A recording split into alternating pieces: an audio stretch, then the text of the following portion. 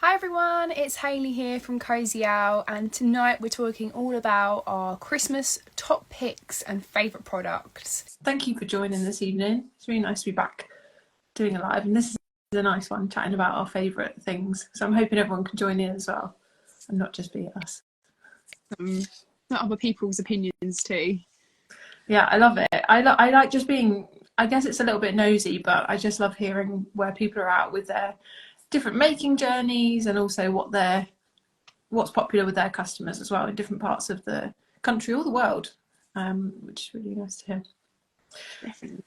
Do you want to do a little bit of an intro, and then we can get things going? Hi everyone, I'm Hayley and I'm the creative content maker at Cosy Owl. So all of the bits and pieces you'll see online, from recipes to videos behind the scenes, is all me. So sometimes you'll see me pop up across social media, but yeah, I get to test all the products out, so I know quite a lot about different creative elements you can add to your wax melts and candles. So yeah, if you ever have any questions, just pop them in the comments and we'll try and answer them best we can. I love watching your content, Haley. It always inspires me, and then I go to do it and I'm just like, oh no, I haven't got the time to do all these amazing ideas. But I love watching them, especially all the ASMR stuff on TikTok that you do, and all of that kind of stuff with glitter and testing. All the stuff with temperatures as well, I'd really recommend watching of Cosy Owls, because it just saves you making the same mistakes at home, because it'll show you how to do different things. So there you go. Definitely. I'm just bigging you up there. That's what I love anyway. Do you want to go first, talking about favourites, or should I? Up to you. Could be up to you. I know you're going more sort of candle side, so did you want to start us off and tell us a bit about yourself as well? Yeah, okay. So I'm talking about candles this evening because I tend to make candles. I get creative ideas at the beginning of each season and think I'll delve more into wax melts, but I never really get there. I love following accounts that are just wax melt focused, love all the creative things, but I think I'm just dedicated to candles, basically. So candles and diffusers are my bag. But so this evening I'm talking about favourites of mine through Cosy Owl, and I guess I'm fortunate enough to test and try some of the different products for things like these lives, so it's really lovely. So some of the ones I'm talking about tonight are testers that I've received in samples that I've been really impressed by, basically. So I try and give it from a maker's perspective. I started working with Cosy Owl a couple of years ago now, and I'm not very far ahead in my candle making journey. I've got a small following, small engaged audience, and started making candles using the Cosy Owl candle kit, which I'll come back to later. So it's kind of come full circle really, but I basically make products that make sense candles designed to be upcycled with flower seeds, and that's where everything all started really. Right, so I've kind of gone, I don't know if I reread everything, I have to be honest with everyone, just before jumping on the live, and then I realised it said festive favourites, so I'm going to try slightly tweak things because I've just picked favourites. I got carried away. And I was saying to Hayley I couldn't pick between stuff, so I will do my best to kind of keep things just on the favourites anyway. So kicking off with containers, my go-to is the 30cl Karen glass. I have that in white and black. I find that it really works well as a little duo, so a little bundle set. And these I found are perfect for me for going right back to the beginning and having that consistent product that I started off with and still use now. The reason I started with it and it's so brilliant is because it hides glass adhesion and those kind of tricky things. So I find that having a matte black or white glass hides all the imperfections that customers might worry about, but that we know don't affect the burn of the candle. So that is my favourite on that one. And Hayley, do you have any favourites on the container front, just thinking about candles? Yeah, container front, I was just going to say about those two as well. They work perfectly in all different situations in rooms as well. I find the white or black, it's because they're neutral, they work with whether you've got a maximalist room or something really minimal. So they are really nice, but my favourite definitely this time of the year is the 55cl flat dish. favourites because you can add 3 wicks, 2 or 3 wicks, and I find it really cosy when you've got like 3 wicks going along at the same time. And it's a rather large candle as well, so it lasts for a very long time, especially with me because I'm just lighting it up every evening, every so often. And yeah, I think that's got to be my favourite one. Yeah, definitely. I just love having multi wicks as well, so I do 2 wicks in the 30 CLs. That's kind of my thing. I just really like that aesthetic.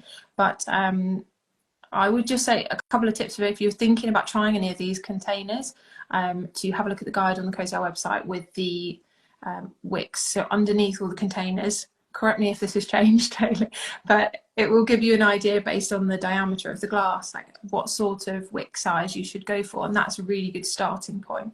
And then you want to make sure with your first burn that, or the first couple of hours, that you're getting quite far in the melt pool to the edges, and you don't want to have things like tunneling, which you can find out all about with the Google or looking at the guides, and you don't want to sort of have mushrooming wick or have too much going on there. So that's all about kind of testing basically, but that's how you would start choosing a different container.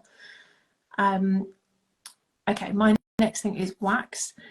So I didn't really want to mention this one because it's not online anymore, but I do love soy wax generally, and I did use the Eco CB Advanced soy wax, which was brilliant. But my second favourite is Soy Luna wax, which I have a sneaking suspicion might be yours as well, Haley. But my reasoning is just because it is so smooth for wax melts, and it really holds dye incredibly well. So if you are using a lot of dye, you'll be really impressed by the creaminess and the lack of frosting, which I'm sure you can testify and talk about a little more. Definitely, yeah, that's definitely one of my favourite waxes as well. Definitely, I think the 0 to low frosting is super important, especially when the temperatures are changing this time of the year, and it's just got a very luxury sort of finish to it. It's very the reset is amazing on candles. You can burn a candle, and then sometimes it can be perfect at first, and sometimes you can burn a candle, and then once you've blown it out, it happens with natural soy wax, it does go sort of quite bumpy and not flat, whereas Soy Luna resurfaces as if you've just made the candle. So yeah, it's definitely definitely a wax that you need to try if you haven't tried it yet. Yeah, and I think that's why it should be a festive favourite as well, because if maybe you have a wax that you love using in the summer that works really well for you with your making, but actually if you want one that can travel through the post, be stored in cold warehouses of shops, this one is amazing for that. We did a little challenge a long time ago when it first launched, and I think you guys did it as well. We put them in the freezer and we tried all sorts of things to make frosting appear, and it didn't, even with heavy dyes. So it's a really good one. And do you use Soy Luna with your wax melts or your candles, or just everything? Yeah, most of the time Soy Luna, because you get results every time, with definitely by the look of it as well. Yeah, across the board really. That, as well as we've got like the Kera soy wax, which is another sort of soy based wax, and that is a little bit more prone to frosting, but then again quite a lot of people do like that look. There's nothing wrong with frosting, that the product will still work in exactly the same way. It's just a natural occurrence, so it really is down to preference of what kind of finish you want and what time of the year you're also using the wax. I think that definitely comes down to choice as well. Yeah, absolutely. And there's no one, while we're on waxes, like I feel like we should just do some myth busting, like one superior wax compared to others. They all have different qualities. It depends what kind of products you make, and what your values are as a company. If you want to use things like beeswax, it's amazing. It's got some really good hard, I don't know what I'm going to say hard properties. I don't really know what the actual scientific term is, but it's amazing for wax tablets. So if you hang those in your wardrobes, or you've seen them as decorations for Christmas trees, it's brilliant for that, just to add in to your melt blend. Anyway, going off piece there. This is what's going to happen with my favourites. I can't just choose one. If anyone's used any of these as well that we're talking about, do drop a comment in, or if you disagree, let us know. It's good to hear what everyone's doing. Fragrances. I feel like we should have a back and forth on this one, because you know, you might have the same ones, Hayley, but my one for this time of year is winter pine. I've got it right here. My old reliable bottle. I've been burning this one for the last like 3 or 4 weeks at home, just while I've been sort of working from home, and it's so lovely because it's not overly Christmassy. It's really fresh, and for me it's really citrusy, and it feels like you just cleaned even if you haven't, so it's giving you that kind of vibe, which I really like. And then my other one for this time of year, it's an unusual one, I suppose, but I find it's really, really popular with both men and women, anyone really, universally popular. It's tonka and tobacco flower. People assume it's going to smell like tobacco in its traditional sort of smoking sort of sense, but it doesn't at all. There's no kind of smoke smell.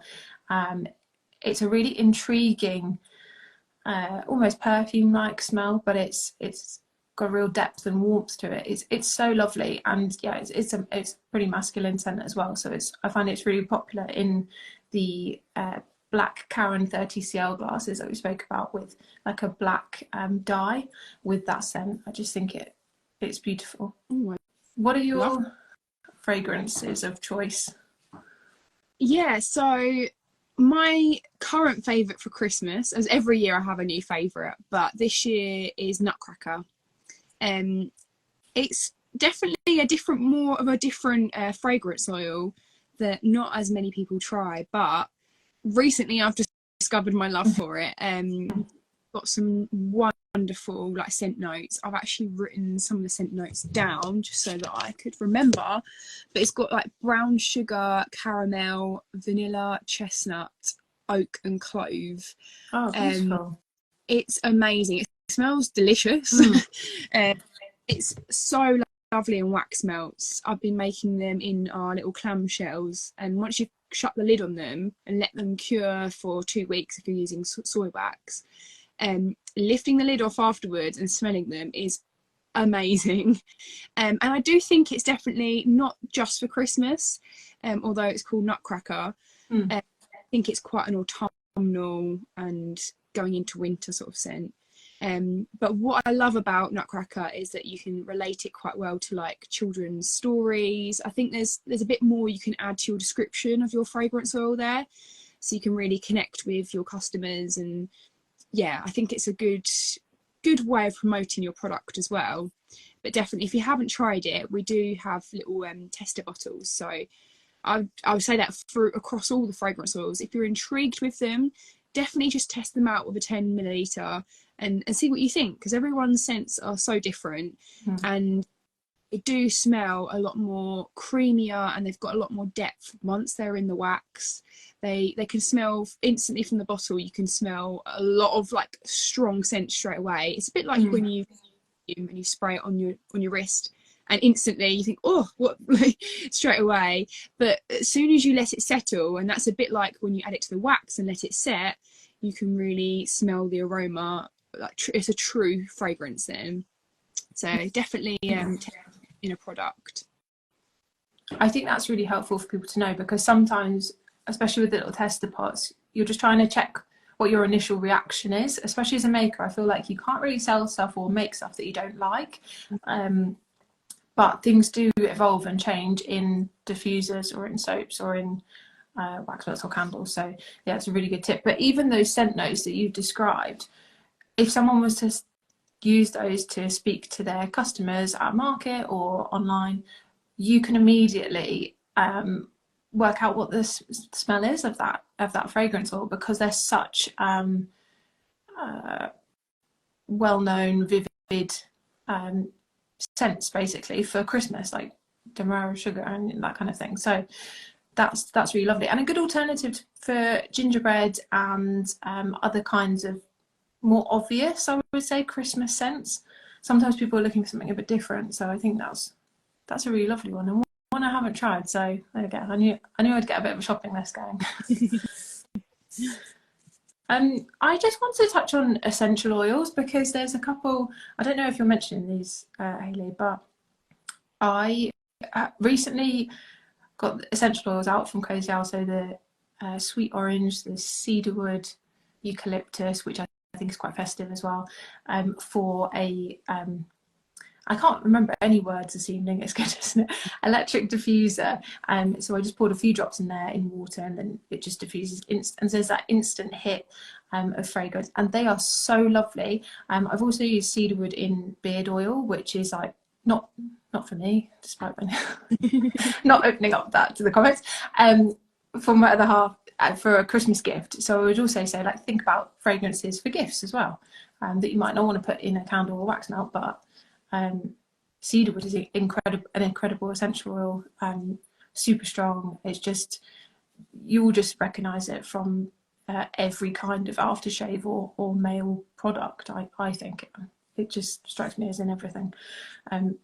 It's really lovely. Anyway, ones for, I will move on from fragrances in 2 seconds. I would also just say, if you're thinking about anything like a winter sun range, or something that keeps your holiday fragrances and kind of refreshes them from summer into winter, apricot rose is beautiful, like peachy scent. Also amazing for gifting, that people, cause obviously you can gift things at Christmas, but people would potentially use them as they go into the new year and into spring. Flower bomb is a perfume inspired scent, and that I tried as a 10ml tester, and I haven't introduced it to my range yet, but that was one that I just keep coming back to, that I really, really like. And apple pie for this time of year as an alternative to apple and cinnamon. So yeah, that is also very good. So nice and strong. So I tend to pick ones that are strong, that I feel like I'm going to give me good value for money as well, in terms of adding them to products and being able to do less of a percentage. Okay, I'm going on to dye. I don't use dye very often as a maker. I use it for experiments or gifts and things like that, but in my candles day to day they don't include dye. The reason being is I started off with dye, and then I created too many product combinations basically for myself, but that was just my personal thing with my brand.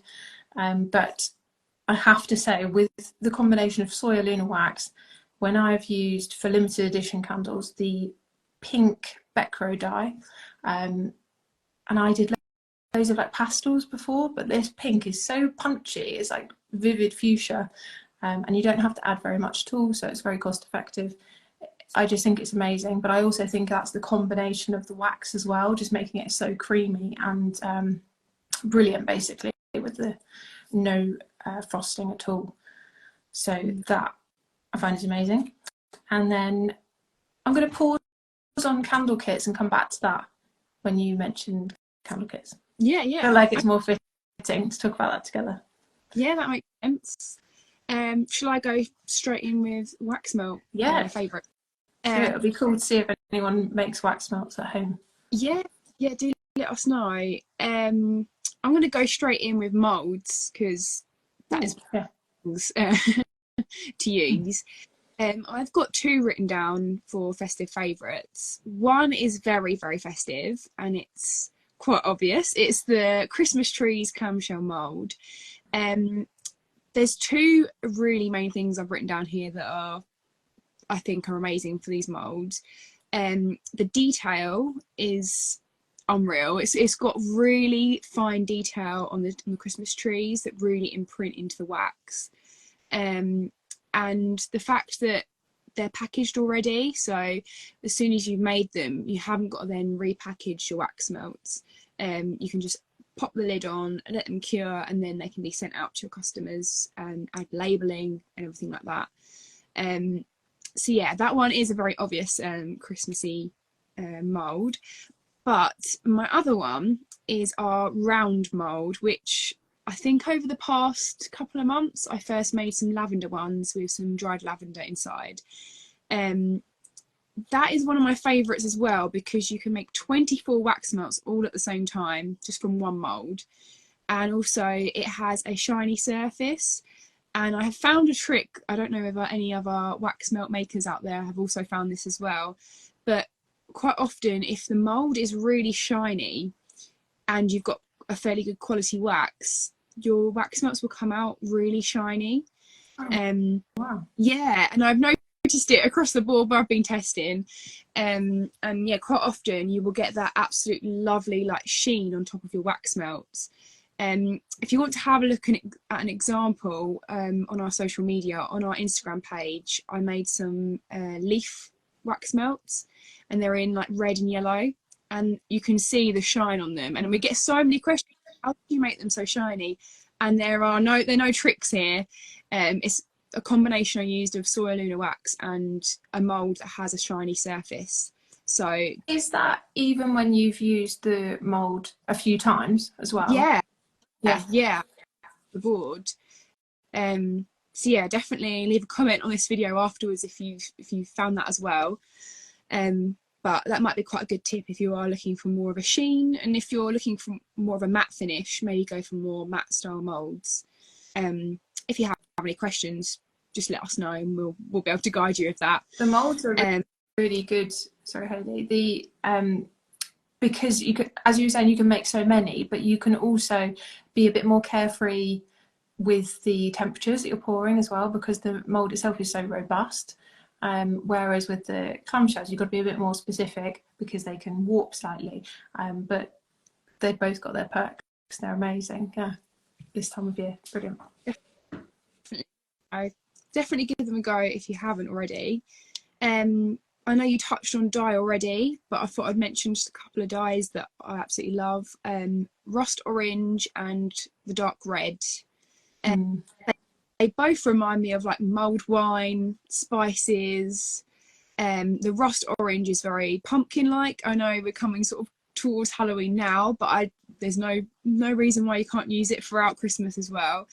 I definitely would. I burn a pumpkin candle actually all year round because that's one of my favourite scents. I'm not worried about the season. Yeah, they come out really bright colours. With our dye chips, you do get a really good pigmented colour, and you haven't got to use the whole packet of wax. Quite often people might say, oh, why is there hardly any chips sort of inside the packet? But yeah, you've only got to use a very small amount, so you don't need to use the whole packet. So a little goes a long way.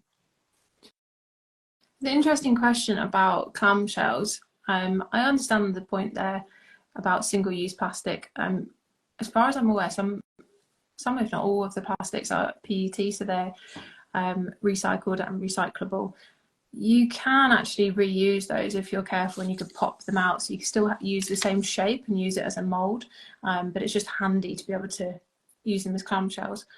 You could find something similar because you'll be able to talk about this way more than I can, Hayley, in terms of products, but you guys have so many different molds, you could probably find one very similar. You could also use so for like my pillar candles, I post things with sort of wax paper, or you could use like tissue paper, but the issue is that you might have fragrance oil that slightly leaches onto it and they can merge. So I find the wax paper is really good. You could also use if you're okay with using beeswax products, there's different kinds of wraps that are alternatives to cling film as well. That's just off the top of my head, but I don't know if you've got anything to answer that question, Hayley. Yeah, I quite often look at wax melt packaging online and things, and it's definitely worth a little research. I've seen a variety of different things out there, from little like sort of paper packaged bags that are made for wax melts, so that they don't damage your wax melts like you say, or the fragrance oil leaching on. There's quite a lot of environmentally friendly options out there. It's not something we directly do, wax melt packaging, but definitely have a Google, and even maybe go onto our Facebook page if you're looking for options. We have a community page, and I'll post it out tomorrow morning when I'm back in, so you can go and follow it and join it. And there's lots of candle and wax melt makers on there, and you can ask each other questions. It's a really nice community. So it's definitely worth going on there as well. So like joining candle and wax melt making groups is another good way of just finding out what other people are doing and using. And like I said, I think there's a lot being developed in that way of trying to be environmentally friendly and recyclable and everything like that. So hopefully that answers your question from both of us. It is tricky though when you think about, like, I sell mainly online, and then when I'm challenged to stock in a retail space, then I have to think about temperatures of stock rooms, different kinds of packaging that will appeal on the shelf rather than just be safe in the post. It is a bit of a minefield. Going back to your clamshell, I've got a question. How many grams has one Christmas tree? So I think there's like, how, in terms of sizing, how much wax would you pour into one of the clamshells? Okay, so yeah, it slightly differs between each sort of clamshell, but I would say as a rough estimate, it's about 80 grams of wax. So we've got ranges from 60 to 80 grams across the line there. But if there's a specific one that you want us to, give the answer to for, just pop us a question, and when I'm in tomorrow, I'll look straight into it for you. I quite often get them and weighing them out and everything like that to make sure each square is a certain one. So yeah, it can also differ how much fragrance oil you add to it, and dye, glitter. That can all add like even a rough nearly gram onto your weight as well. Look out for. I've gone off on a tangent thinking of Christmas ideas, but if you don't want to use clamshells, but you like that look of kind of like, it looks like a chocolate bar, but obviously food imitation, we don't do that, but that's the kind of look. You could take the wax mold, the silicone molds, and pop them into like a baking tray, and then you can create those wax melt slabs more and break them bark, and that's really lovely actually, and that works really well with content as well, seeing those being snapped up and created. You can create really lovely things there. There's some brilliant accounts that do all of that, so yeah. Well, Definitely. I'll let you carry on, Hayley. Yeah, I've for a mica, because we all love to use them, or I definitely love to use them in wax melts, and there's something that we can't use in candles because you don't want to clog up your wick, you don't want to cause anything sort of flammable added to your candle, but wax melts you can go full steam ahead on glitter and mica powder. So for this time of the year, I've actually gone both gold for both. I use a lot of the biodegradable platinum glitter. It's such a contrast against different colours, or even if you're using a white, it's just really shimmery. And I tend to just use a little sprinkling over the mould, and that works perfectly. You don't need to add loads in. The more glitter you add, the more it's going to sink to the bottom of your wax melt burner. I know I've done a few videos before just to show exactly what the glitter looks like, so I've put in sometimes more than needed in some of our like little videos that we've done, but you definitely only need a little sprinkling, and it is quite nice for Christmas time if you've got a little sprinkling of glitter added to your wax melts. They add a really nice fine well. Sorry Hayley, I was going to say, even if we've talked about having fragrances different times of year and changing things basically without having to change your whole product line, but even if you have your wax melts that are super popular in summer and winter, add some glitter and then call it something different, or just give it a bit of a limited edition feel, just to shake things up a bit, because everything's better with glitter. Yeah, you don't need to overcomplicate it, just a little sprinkle and that will add a little pizzazz sort of to your wax melts. And mica powder as well, our gold satin mica powder is so amazing. I love mica powder. If you haven't tried mica powder before, it's a lovely shimmery powder that you just add into your melted wax. It swells, it dances, quite a lot of people call it dances when it melts, and as you're making them, what you see in your pan while you're melting it all, that is what it will look like when it's then melted in your wax melter. So it will be releasing that scent, but also a lovely pattern within your wax melt burner if that's something you're looking for, but also it looks lovely, just a very small amount brushed onto the top of your wax melts, and that adds a nice little shimmer. I've seen a lot of people do that with like Rudolph wax melts and just add a little red nose with the shimmery mica powder. I think it just adds that little extra detail, and it looks lovely when you take photographs of it with the light shining on them. Even when you are painting it on or brushing it on in real time rather than sped up, it's so lovely and satisfying to watch that. So if you're thinking about the content and stuff, so I think even if you're not going to introduce things as a whole product line, you can still create new products as a bit of an experiment, or a bit of a weekly series in the run up to Christmas, because everyone loves doing crafts. So maybe there's a make along live you could do, with a little workshop or something like that, which is really nice for people to watch and get ideas. So, or even limited edition collection, you know, there might only be 10 of these limited edition wax melts or something, and it adds interest to your customers as well, something a little bit different, but it might only be around for a week. You've got a week to get hold of a limited edition. That's something that's really nice as well. So just another idea you could add in too. Brilliant. We've gone over wax already on here, but we do all questions. I thought I'll answer that while we can go on to kits afterwards. This question we've got: can you tell us how to prevent frosting using Kerosoi pillar wax, please? So with the Kerosoi wax, well, and most waxes that are natural waxes, you are going to get that frosting. There are a number of ways that you can prevent frosting.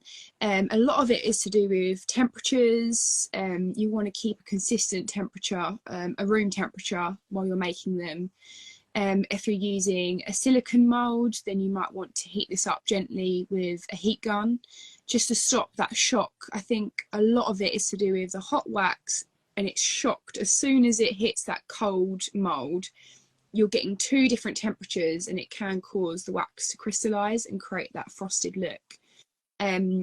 So yeah, we do have some amazing tips and tricks on our website under our guides, and it goes into more detail of how you can prevent frosting. But definitely have a look at temperatures, maybe trying less dye if you're using dye, because the more dye you add, sometimes that can show the frosting more. But at the end of the day, it's a lovely look if you are creating winter wax melts as well. And it only shows that your your wax is a natural soy wax as well. So yeah, I wouldn't get too worried about it, but I know if it's an appearance thing, definitely have a look at how you can maybe tweak a few of your either ingredients or temperatures. I would just tell your customers as well. I know these things will be covered in the tips, so I would just say, the more informed you can make your customers, don't blind them with science in terms of crystallizing and all of the things we learn about. Just say, like, candles are and wax products, when they're natural, are like us, they like to be warm, because we can't keep control of everything. When we put it out in the post or we send it to a shop, it could be cold anyway. So just let people know that that's kind of the natural property of soy. It likes to return to its previous state, and it doesn't affect the burn of the candle. And that way you'll prevent any kind of grumblings and like returns based on aesthetics. So yeah, it's hard because it's cold now, and you're doing the same candle practice making wise that you've done the whole year round, and then you start making in the evening, heating then goes off. You could use things like foil or putting cardboard underneath as well when you're making, I'd say. Quite a lot of little sort of like, not just disclaimers, but like a little sentence that's actually quite nice. I've seen some little rhyming sentences and things like that on people's like listings for wax melts, just saying, it's a natural wax. If you see frosting, it's just trying to return to the normal wax. You can make up like a little line maybe and just make it a bit more fun, and just to let people know that it isn't a problem. It's not gone off or anything. It's just a natural occurrence. So yeah, maybe have a play on the words and how you can actually tell your customers the information, like Abby says. Even if it's like a little postcard you can add in, you can make it still a nice thing, even though you're telling them information. Yeah, definitely. Shall we tap kits? Because I feel like this is the most festive part. Yes, definitely. This is the part where you can gift or begin even crafting a project yourself.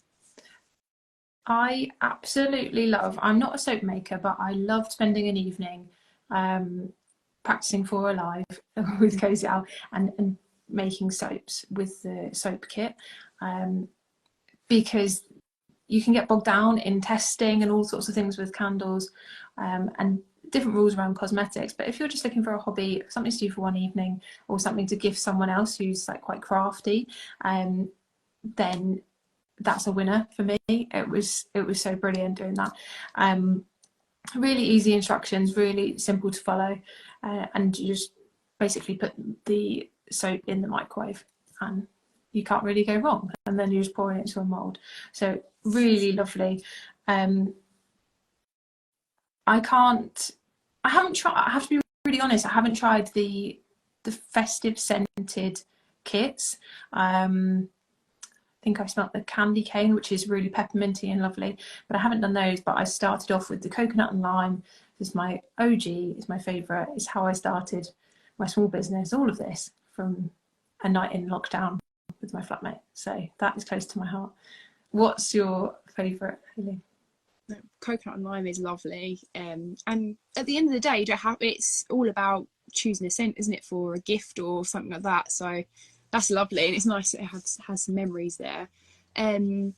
I've chosen for wax melt kits frankincense and myrrh, and that is actually just a general actual favourite of mine, not just for Christmas as well. You can tell I'm an autumn winter girl. Yeah, I love it because it's got the bronze mica powder in it. So it looks, if you have a look on our website, you can see them made up already, each individual shape, and they just look amazing. You've got like a rusty, warming colour to them. And I've written down burnt amber actually for that. I think that explains it quite well. But yeah, the fragrance is our premium frankincense and myrrh fragrance oil. So it's very fresh, cozy, and it's got cinnamon, cedar, amber, and musk with that scent. I think I quite like the musky scents. Yeah, there's something about them. They've got quite a lot of depth to them and a lot of base notes as well. Yeah. But everything in the kits as well has all the ingredients you need and also the instructions. So if you're looking to do something in the evening, like with friends, like you did with your flatmate, you've got everything there that you need. You don't need to worry about even logging online if you need to. You've got all the instructions there. But also if you're gifting it and someone's never made these before, you've got everything in front of you and you don't have to worry about buying anything else at all either, because a lot of the process of melting the wax or soap bases, you either need a jug or a pan over a bowl over a pan, or even getting them all around. So yeah, there's a lot of options that you can do with them, but yeah, they make the perfect gifts. We do have a variety of different fragrance oils, but frankincense and myrrh I think is my favourite. Yeah, good choice. I believe I've tried that one, unless you have, it might have changed since I had it, because I don't remember it being the premium one, but it was more sort of aftershave. That's the kind of scent it gave me, but it could be a slightly different one by now. But I'm really intrigued to try gingerbread as well. But I remember a lot of people, when we did a candle workshop before, loved mulled wine. It smells exactly like mulled wine, so if that is your bag. Most of the Christmas scents, I think, just are what they say on the tin, basically. As you guys name them, they smell exactly like that. So you can't really go wrong this time of year. There isn't a lot of open to interpretation. They're just really brilliant. They're really strong and lovely. Christmas spice is in my collection. I just call it winter spice, just to have that longevity. So yeah, I think they're all in the kits as well, I'm pretty sure. Lots of the right, yeah, and cinnamon stick with, yeah, there's quite a few scents. So if you are looking for something a bit different, that's a good way of testing them out and testing the wax and container and wick combination as well. It's definitely a good way of starting. Brilliant. Well, I think we've covered loads of like secret tips as well. I didn't expect to be covering tonight, which has been fun, and loads of favourites. So hopefully that's been really useful for people. Good. Thank you very much for joining us. Yeah, thank you. Thank you for having me. See you later. Bye, everyone. Bye.